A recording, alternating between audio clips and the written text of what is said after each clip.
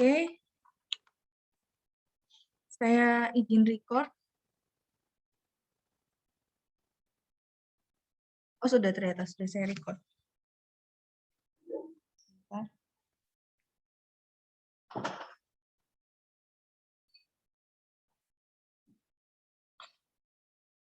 Oke, minggu ini materi kita adalah tentang regresi linier. Nah, pada dasarnya ada 3 tahap dalam melakukan regresi linier. Yang pertama, kita harus melakukan uji asumsi dulu. Yang kedua, sama seperti ANOVA. ANOVA kan juga ada uji asumsinya kan. Begitu juga t-test. T-test itu juga sebenarnya ada uji asumsinya. T-test uji asumsinya apa, Bu? T-test itu uji asumsinya adalah dia harus berdistribusi normal. Kalau nggak normal kan kita pakai non-parametrik. Nah, sama. ANOVA juga kemarin ada uji asumsinya kan, yaitu normal dan apa ya? Yang ingat nggak ANOVA kemarin apa? Normal dan homogen. Nah, sama sebelum kita membuat model regresi, baik regresi single maupun regresi berganda, kita harus melakukan uji asumsi ini, yaitu normal, korelasi, dan linearitas. Kayak gitu. Bu, kalau nggak normal terus gimana? Ya nggak bisa pakai regresi sebenarnya. Kalau nggak normal, kalian harus ada namanya itu regresi logit. Kayak gitu. Logit. Nah, Bu, kalau nggak, Bu, korelasi itu apa maksudnya? Korelasi itu kan gini ceritanya, regresi itu ada 2 variabel kan, variabel dependent sama independent. Di mana variabel dependent itu x-nya, sedang independent itu x-nya, dependent itu y-nya. Nah, di mana si x dan si y ini harus saling berkorelasi. Kalau misal nggak berkorelasi, ya buat apa diregresikan? Berarti si x tidak mempengaruhi si y. Terus buat apa dimodelkan regresinya? Kayak gitu. Berarti ya, misal ada 5 variabel x ya, 5 variabel dependent. Ternyata 2 dari 5 itu tidak memiliki korelasi. Maka 2 variabel ini tidak perlu dimasukkan dalam pembuatan model regresi. Cukup yang 3 yang berkorelasi ini aja yang kalian masukkan. Kayak gitu. Yang ketiga adalah linearitas. Linearitas itu kan ceritanya regresi linier ya. Kalau misal nggak linier, ya nggak bisa diregresi linier. Terus kalau nggak linier, gimana Bu solusinya? Solusinya adalah kalian transformasi agar datanya jadi linier.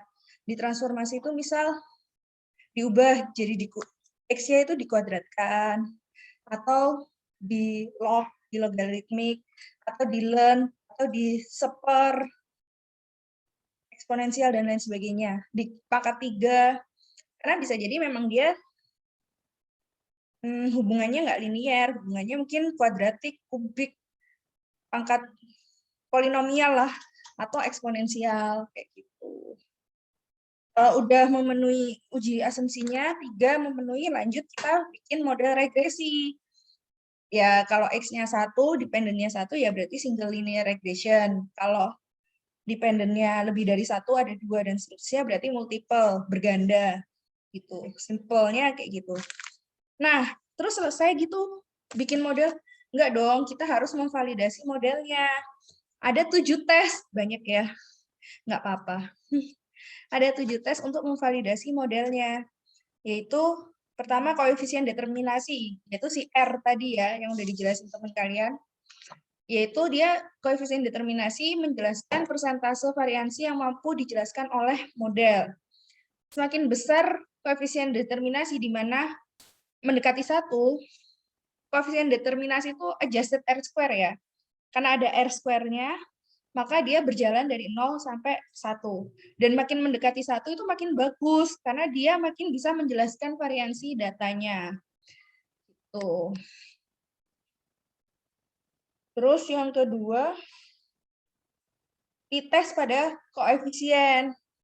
H0-nya adalah beta, koefisiennya sama dengan 0. H1-nya beta tidak sama dengan 0.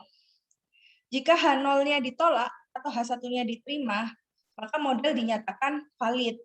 Kalau misal H0-nya yang diterima, berarti kan hipotesis yang diterima itu beta atau koefisien sama dengan 0. Ya berarti nggak berpengaruh kan?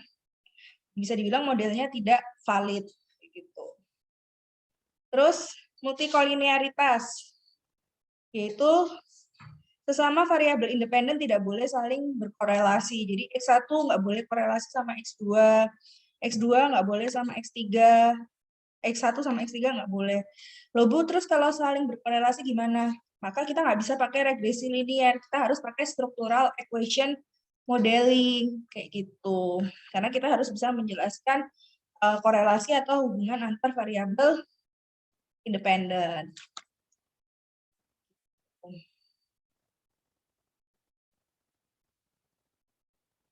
Threshold-nya adalah lebih dari 0,1. Kalau lebih dari 0,1 nilai kolinearity-nya tidak ada gejala multikolinearitas. Lalu yang keempat, error-nya berdistribusi normal. Ini dicek menggunakan uji normalitas biasa di SPSS. Terus yang kelima, error-nya bersifat random. Ini pakai rantes ya. Dengan H0 data bersifat random, H1 data tidak random. Kalau H1 yang diterima berarti error-nya nggak random kan? Berarti model kalian nggak valid. Lalu yang ke-6, error tidak saling berkorelasi. Nah, itu pakai uji namanya Durbin-Watson. Lalu yang terakhir ada errornya homoskedasitas, yaitu ada kesamaan variansi residual untuk semua pengamatan, pakai uji Park. Nah, 7-7-nya harus dipenuhin. Kalau salah satu aja nggak terpenuhi, jadi kalau koefisien determinasi sih nggak ada parameter khusus ya. Pokoknya makin mendekati 1, dia makin baik modelnya. Yang 6 ini yang harus benar-benar dipenuhin. Kalau misal 6 ini nggak dipenuhin, maka bisa dibilang model kalian tuh nggak valid. Ya udah, kalian nggak bisa pakai model regresi itu untuk melakukan peramalan, untuk melakukan ya itulah, untuk melakukan apapun kalian nggak bisa menggunakan model regresi yang kalian buat karena model kalian nggak valid. Terus Bu, kalau nggak valid gimana? Ya mungkin bukan dengan regresi. Apa yang bikin nggak valid? Kalau yang bikin nggak valid multikolinearitas, ya berarti kita harus pakai structural equation modeling.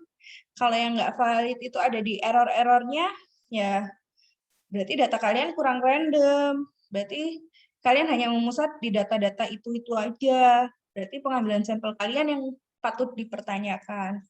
Seperti itu. Sampai sini ada pertanyaan kah? Oh iya, semuanya ini kita pakai SPSS ya buat mengelola karena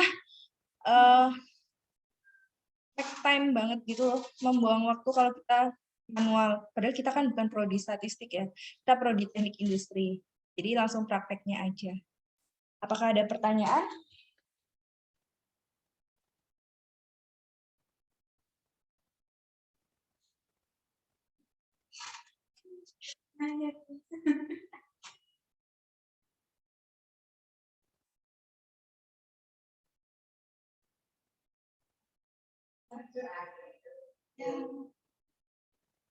Mahasiswa menangis tersilakan itu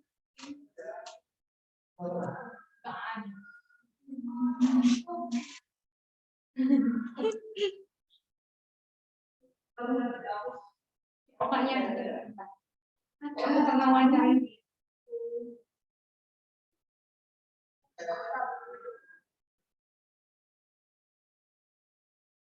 kamu jadi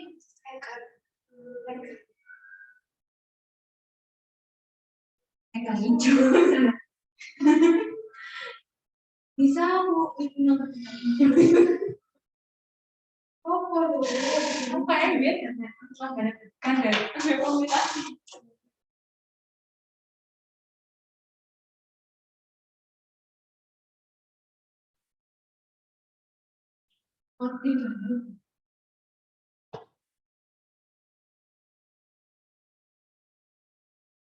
apa tak kasih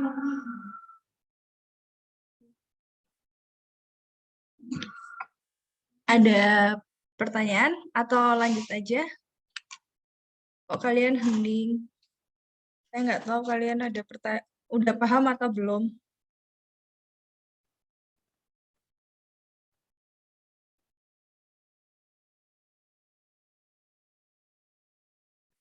Habis ini kita masuk tutorial SPSS ya. Silakan jika ada pertanyaan tentang teori dari regresi linier.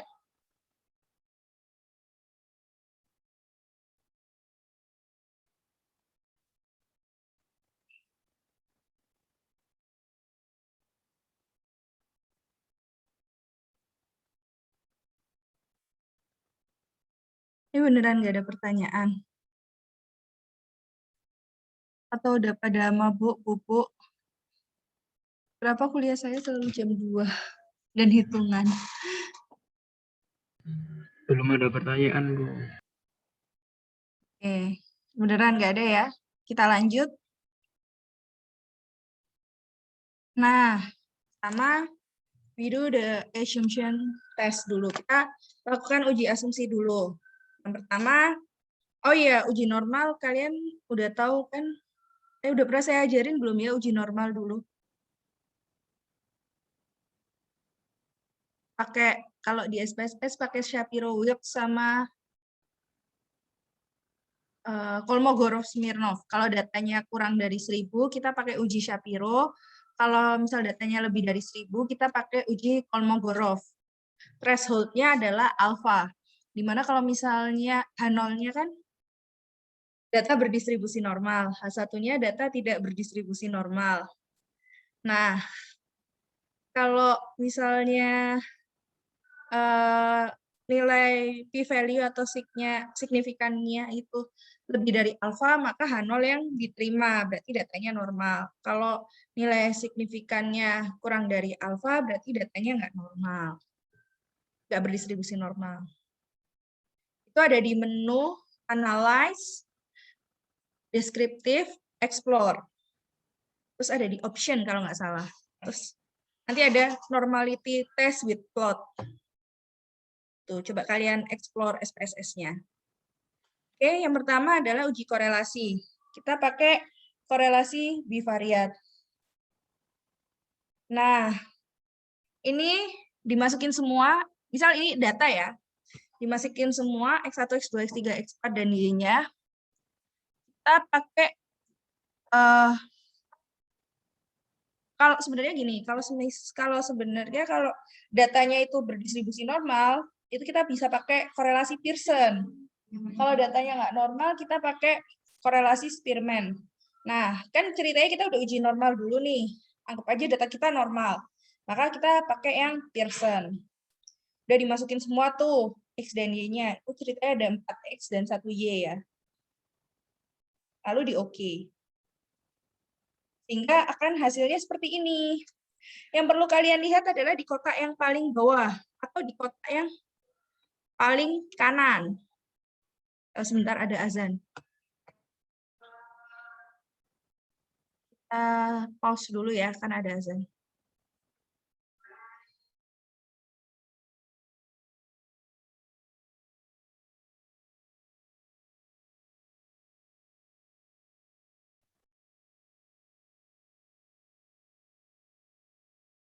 Oke, kita lanjut. Nah, kalian lihat yang ada tanda bintangnya. Kalau ada tanda bintangnya, maka tandanya dia berkorelasi. Kalau misal nggak ada tanda bintangnya, maka dia nggak berkorelasi. Kayak gitu. Kalau nggak saling berkorelasi, yang sebenarnya nggak perlu dimasukin. Nah, ceritanya tanda bintang ini hadir karena apa sih? Jadi H0-nya itu adalah data tidak berkorelasi. H1-nya adalah data berkorelasi. Di mana kalian kan sudah punya alfa tertentu yang kalian tentukan ya, misal 0,05, 0,1. Kalian lihat di yang sig to tail, itu signifikan maksudnya, atau p-value. Kalau misal dia p-value-nya kurang dari alfa, maka H1 yang diterima. Kalau p-value-nya lebih dari alfa-nya kalian, maka H0 yang diterima. Di mana misal kita pakai alfa 0,05 ya. Nah, hubungan antara X1 dan Y itu signya adalah 0,00, mendekati 0. Maka dia kan di bawah alfa tuh. maka dia saling berkorelasi. H1 yang diterima, yaitu H1-nya saling berkorelasi. Tapi kalau kalian lihat hubungan antara X2 dan Y, itu kan, sebentar. Saya kasih laser point ya.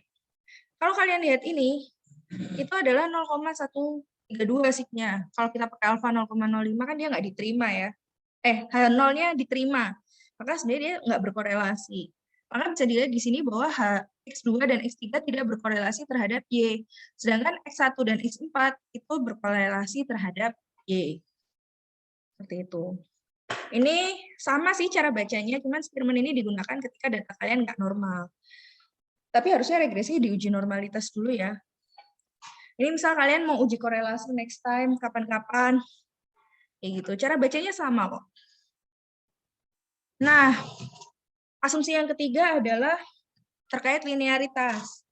H0-nya adalah data tidak linear, sedangkan H1-nya adalah data linear.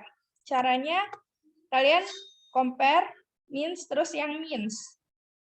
Masukkan dependent list-nya itu Y, independennya X. Lalu ini diklik yang bawah, test for linearity. Lalu kalian continue. Lalu kalian oke. Nah, nanti di paling bawah, di SPSS bagian paling bawah, akan muncul tabel ANOVA seperti ini. Aduh. Yang perlu kalian lihat ada di dua garis ini, kotak merah dan kotak D. Di kotak merah dan Y.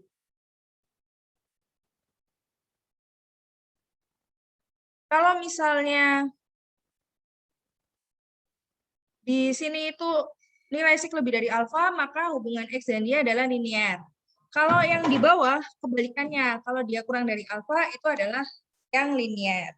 Ini ceritanya salah satu hubungan antara X dan Y. Nanti ada 4 sih harusnya kalau X-nya 4. Kalau ada 3, harusnya ada 3 tabel ANOVA-nya. Ini ceritanya salah satu contoh. Nah, ada kalanya tabel ANOVA nggak muncul dalam uji linearitas.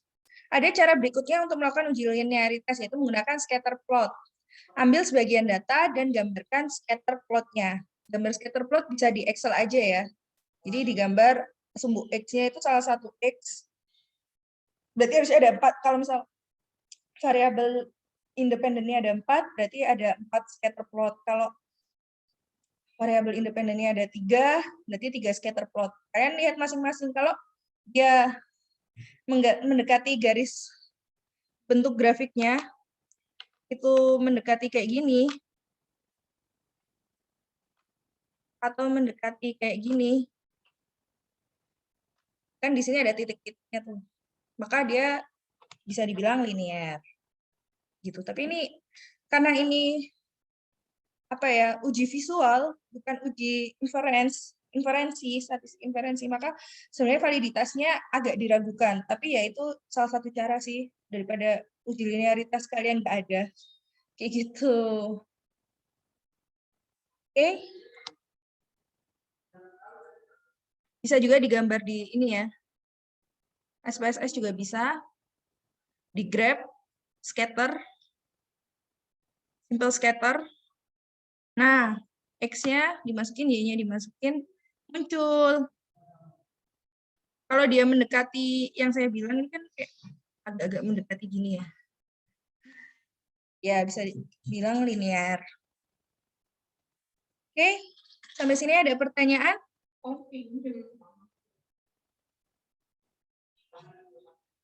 Untuk uji asumsi sebelum kita masuk ke uji regresi.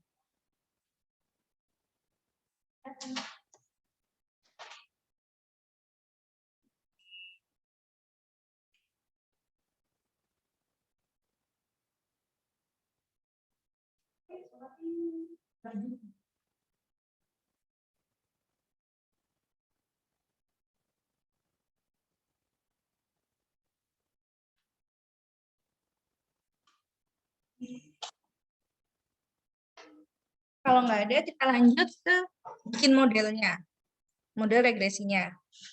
Nah, ini langsung saya ke regresi linear berganda ya. Kalau regresi linear single kan X-nya 1. Ya, gampang sih. Bedanya cuma nanti berapa X yang akan dimasukkan aja. Ada beberapa algoritma atau metode perhitungan hubungan variabel independen dan dependen. Yang paling sering digunakan adalah algoritma enter dan stepwise. Kalau ini di multiple ya, di berganda. Metode enter adalah metode yang memasukkan semua variabel independen secara simultan atau bersamaan.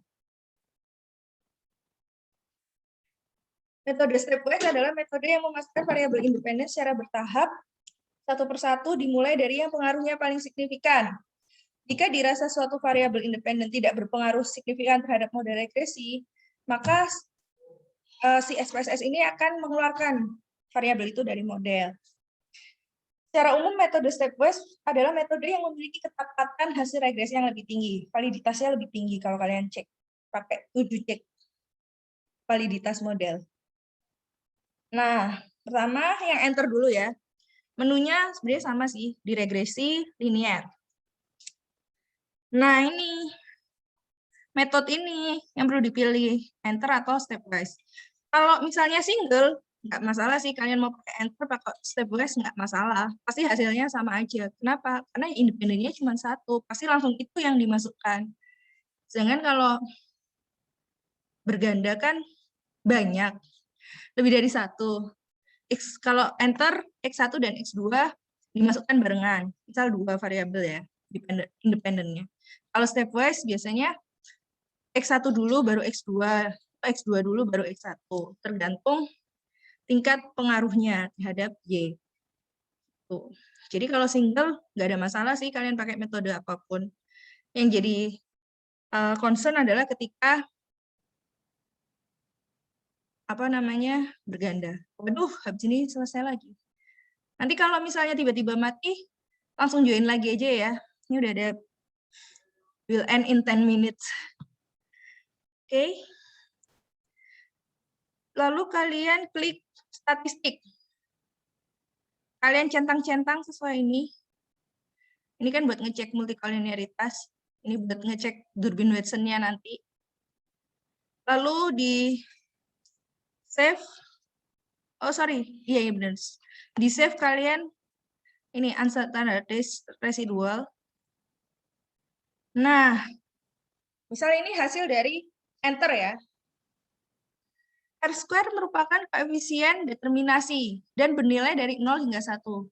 Semakin baik model regresi jika nilai R-square mendekati 1. Ini kan 0,988 ya. Atau kalian bisa lihat juga di adjusted R-square. Terserah kalian mau lihat R-square atau di adjusted R-square. Harusnya sih nggak beda jauh. Nah, yang kedua itu kan kalian cari t-testnya. T-testnya adalah kalian ini ya di sini. T-test itu ini. T dan sig ini. Kalian lihat di nilai sig-nya aja biar gampang. Jika sig lebih dari alfa, maka H0 diterima atau betanya atau koefisiennya ini sama dengan 0, sehingga nilai B tidak terlalu berpengaruh dalam model. Tapi ini kan semua kurang dari alfa ya, misalnya kita pakai alfa 0,05 nih ceritanya. Berarti ya semuanya berpengaruh, baik dari konstanta maupun dari koefisien masing-masing X. Sehingga model yang dihasilkan adalah seperti ini. Y sama dengan 23,163X1, ini tinggal dimasukin aja ya. Min konstantanya. Lalu tes ke 123, multikolinearitas dapat dilihat dari kolom kolinearity statistik pada kolom tolerance. Jika tolerance lebih dari 0,1 pada setiap variabelnya, maka dapat dikatakan bahwa tidak ada multikolinearitas. Kan ceritanya kalau dicontoh semua lebih dari 0,1 ya. Nggak ada masalah. Nah, ini kalau contoh pakai stepwise. Sama di bagian statistik, save option, kalian pilih yang sama. Bedanya cuma di metodenya aja. Nah, tahapan pembentukan model dalam kasus ini, masukin X4 dulu. terus masukin X2, terus tahap 3 masukin X1, kayak gitu. Sehingga didapatkan hasil seperti ini. Cara bacanya juga sama. Kita lihat yang paling akhir. Oh, kalian lihat di adjusted R-square-nya dulu. Yang paling tinggi. Yang paling tinggi, yang paling bagus adalah model ketiga. Berarti kalian lihat yang paling bawah ini. Nah, kalau kayak gini, model yang dihasilkan X3 nggak ada nih. Berarti X3 itu sebenarnya tidak mempengaruhi dari si Y, si dependent. Maka nanti modelnya adalah Y sama dengan 23 X1 tambah 40,713 X2 tambah 63,5 X3 dikurangi 974,8. Ininya sama, kalau kalian mau menguji validitas model, kalian lihat di nilai T dan SIG ini. Dan kalau kalian mau melihat multikolinearitas, kalian lihat di nilai toleransinya ini. Mungkin lebih dari 0,1 aja sih. Gitu. Sampai sini ada pertanyaan? Sudah ada 3 uji validitas, masih ada 4 uji lagi dari residual. Kalau ada, kita lanjut. Error berdistribusi normal menggunakan Kolmogorov-Smirnov atau Shapiro-Wilk. Jadi udah dijelasin ya, Kolmogorov ketika jumlah sampel lebih dari 1000 dan Shapiro ketika jumlah sampel kurang dari 1000. Nah,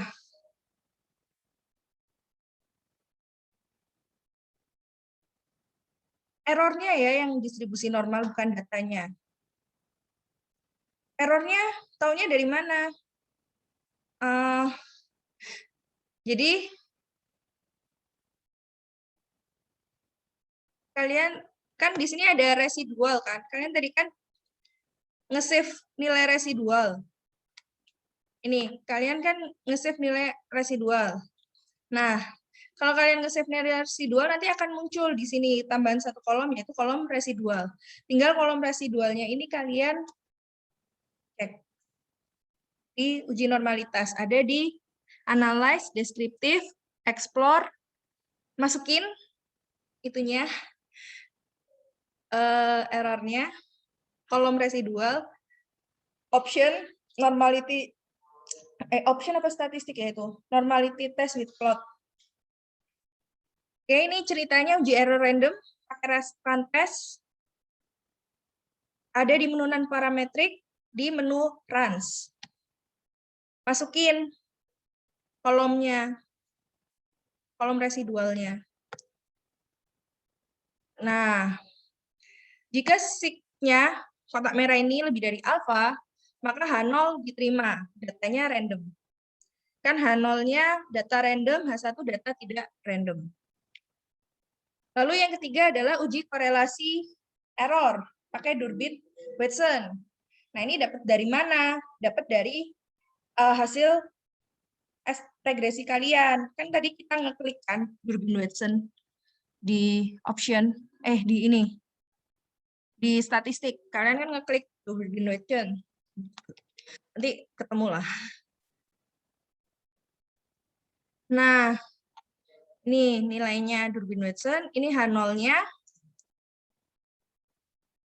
Untuk mencari nilai DU, bisa dilihat dalam tabel Durbin-Watson dengan K sama dengan jumlah variabel independen dan N sama dengan jumlah data. Tabel Durbin-Watson dapat dicari di Google. Ini contoh link tabel Durbin-Watson yang bisa kalian ini. H0 error tidak saling berkorelasi, H1 error saling berkorelasi. Nah, ceritanya H0-nya harus diterima. Jadi nilai 2,469 itu harus ada di rentang DU sampai 4 min DU. Kalian cari nilai DU-nya dengan lihat tabel. Yang terakhir, uji PAK untuk menilai homoskedasitas.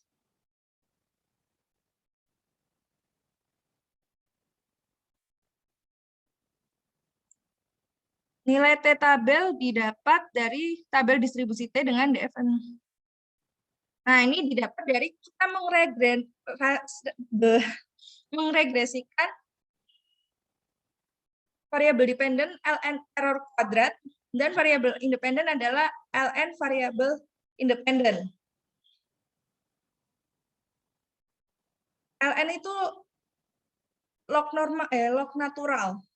Jadi kita ini dulu ditransform dulu, compute variabel. Nah, pertama kita cari len-nya X1. Ingat kan lon? Nah, nanti akan muncul tabel kolom len X1, terus len X2, len X3, len X4. Y-nya adalah len residual kuadrat. Jadi kita kuadratkan dulu residualnya, errornya, terus kita lengkap. Nah, terus habis itu diregresi biasa pakai metode enter. Nanti muncul T-nya. Jika sig-nya ini lebih dari alfa, maka H0 diterima. H0 itu ada homoskedasitas. H1 heteroskedasitas. Jadi ceritanya kita harus menerima H0.